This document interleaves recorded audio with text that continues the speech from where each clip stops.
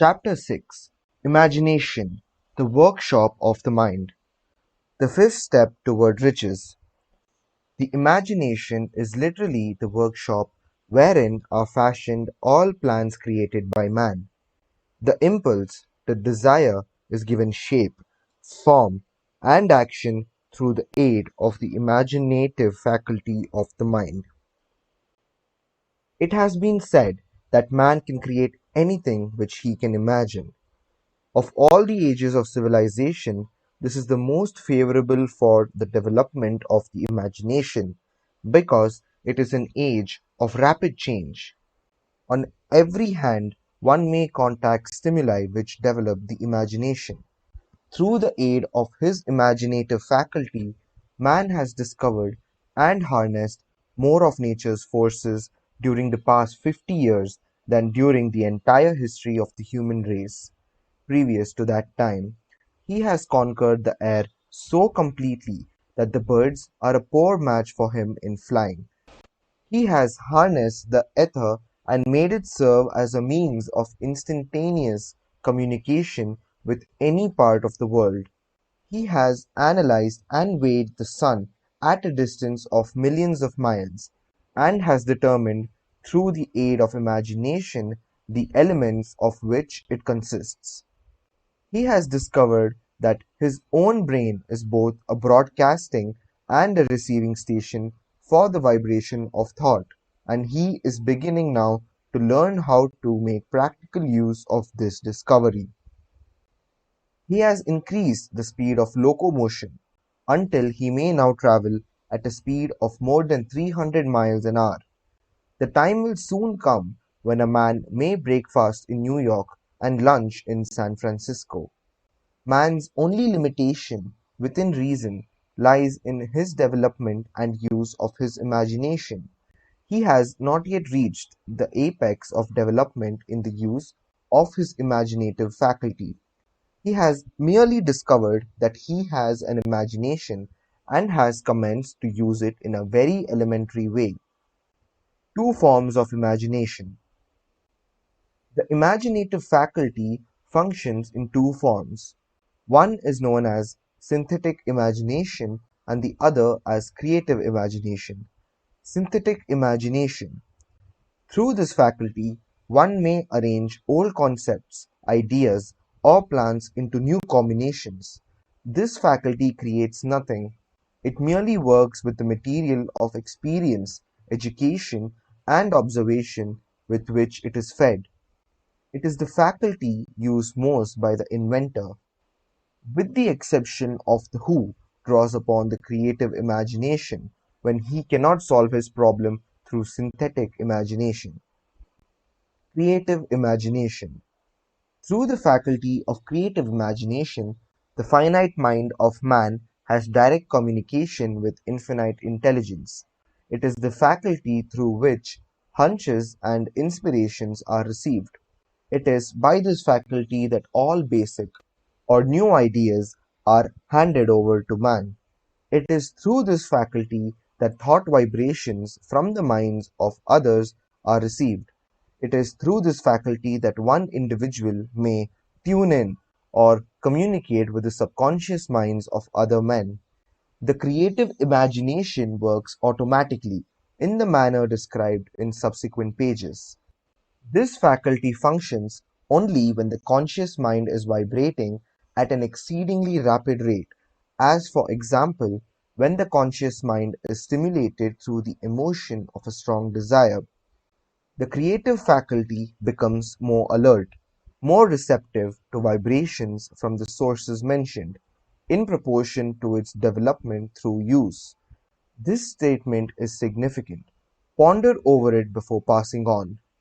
Keep in mind as you follow these principles that the entire story of how one may convert desire into money cannot be told in one statement.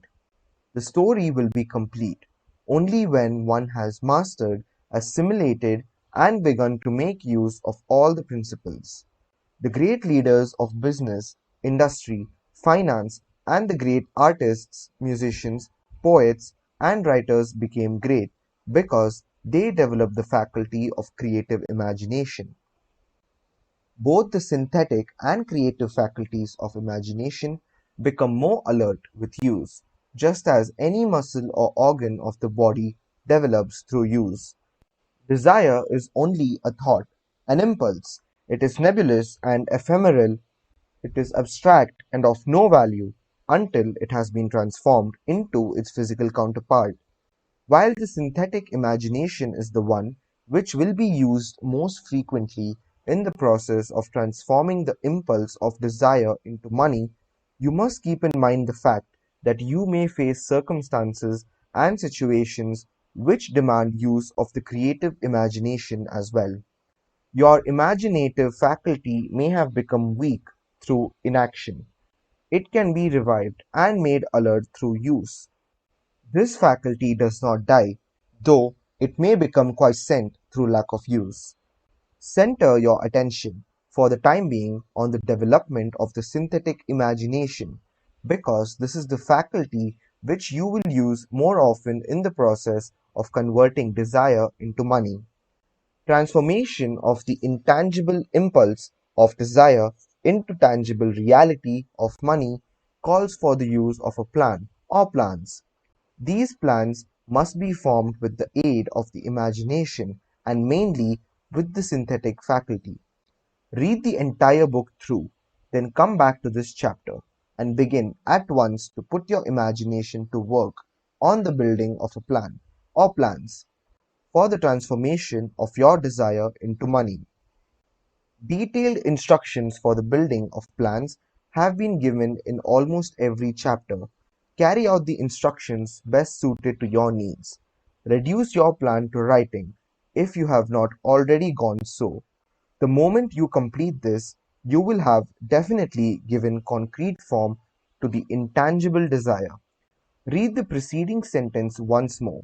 Read it aloud, very slowly, and as you do so, remember that the moment you reduce the statement of your desire and a plan for its realization to writing, you have actually taken the first of a series of steps which will enable you to convert the thought into its physical counterpart.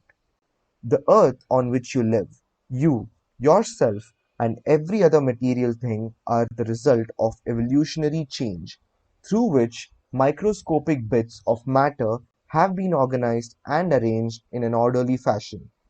Moreover, and this statement is of stupendous importance, this earth, every one of the billions of individual cells of your body, and every atom of matter began as an intangible form of energy. Desire is thought impulse. Thought impulses are forms of energy.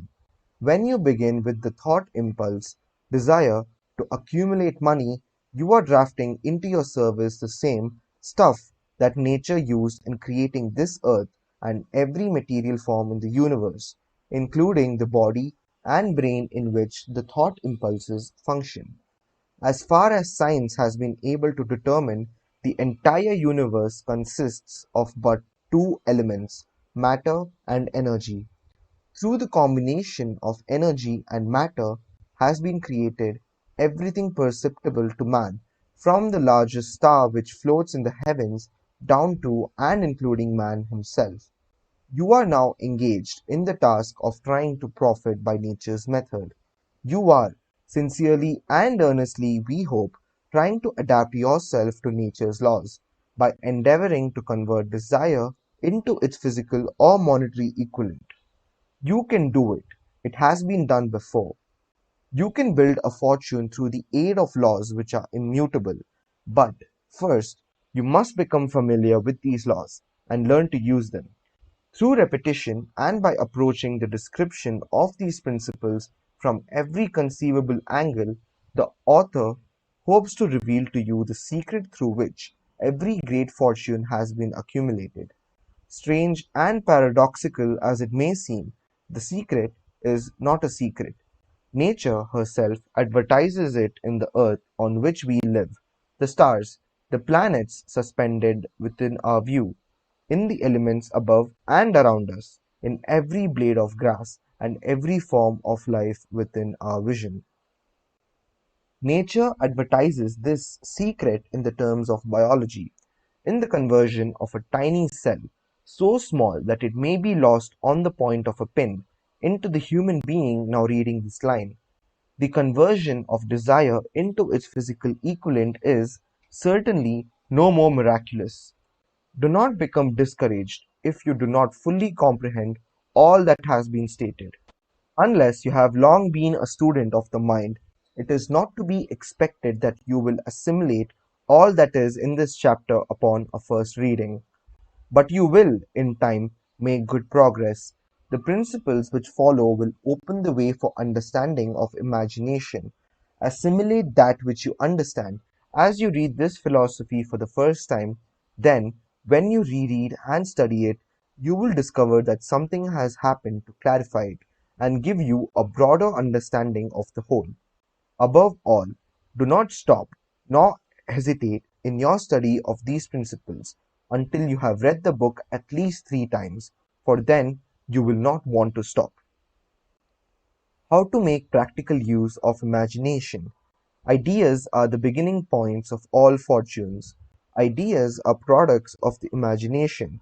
Let us examine a few well-known ideas which have yielded huge fortunes, with the hope that these illustrations will convey definite information concerning the method by which imagination may be used in accumulating riches. The Enchanted Kettle.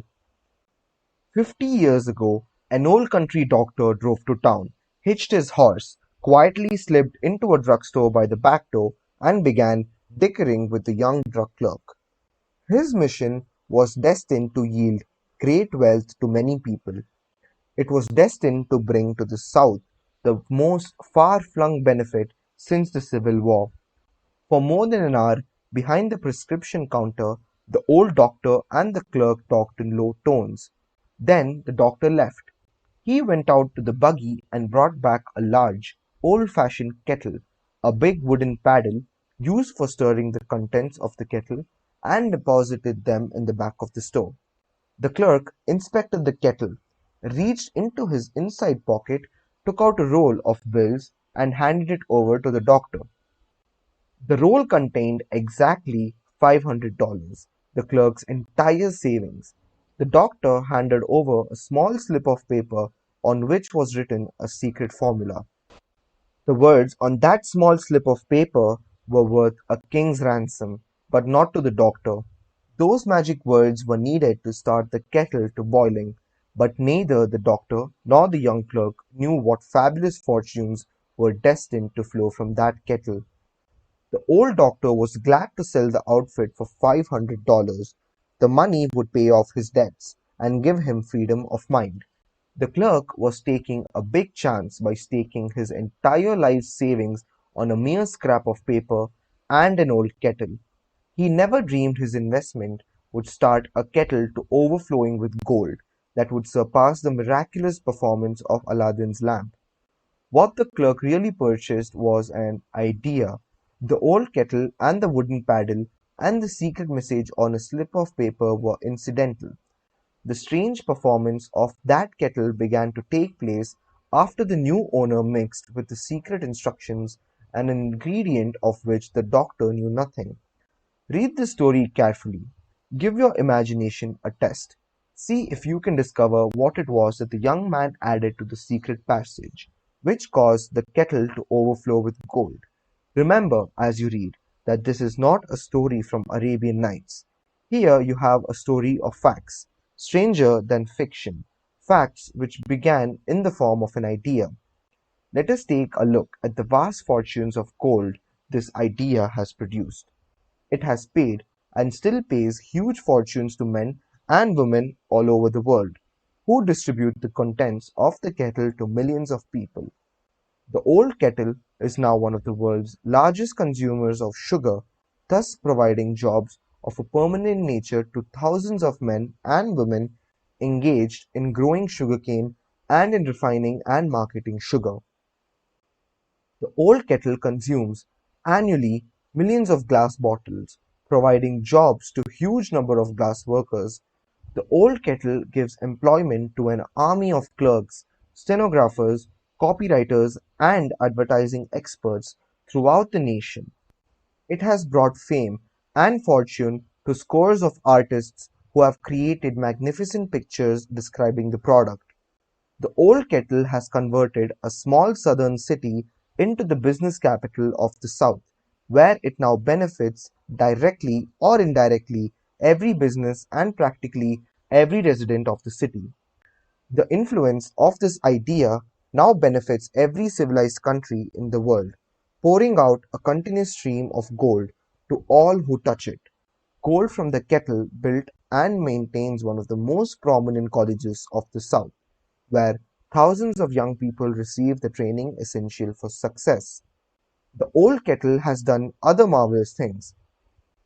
All through the World Depression, when factories, banks, and business houses were folding up and quitting by the thousands, the owner of this enchanted kettle went marching on, giving continuous employment to an army of men and women all over the world, and paying out extra portions of gold to those who, long ago, had faith in the idea. If the product of that old brass kettle could talk, it would tell thrilling tales of romance in every language. Romances of love, romances of business, romances of professional men and women who are daily being stimulated by it. The author is sure of at least one such romance, for he was a part of it, and it all began not far from the very spot on which the drug clerk purchased the old kettle. It was here that the author met his wife, and it was she who first told him of the enchanted kettle. It was the product of that kettle they were drinking when he asked her to accept him, for better or worse. Now that you know the content of the enchanted kettle is a world famous drink, it is fitting that the author confess that the home city of the drink supplied him with a wife, also that the drink itself provides him with stimulation of thought without intoxication, and thereby it serves to give the refreshment of mind which an author must have to do his best work. Whoever you are, wherever you may live, whatever occupation you may be engaged in, just remember in the future, every time you see the words Coca-Cola, that its vast empire of wealth and influence grew out of a single idea, and that mysterious ingredient the drug clerk Asa Candler mixed with the secret formula was imagination. Stop and think of that for a moment. Remember also that the 13 steps to riches described in this book were the media through which the influence of Coca-Cola has been extended to every city, town, village, and crossroads of the world, and that any idea you may create, as eightfold and meritorious as Coca-Cola, has the possibility of duplicating the stupendous record of this worldwide thirst killer. Truly, thoughts are things, and their scope of operation is the world itself.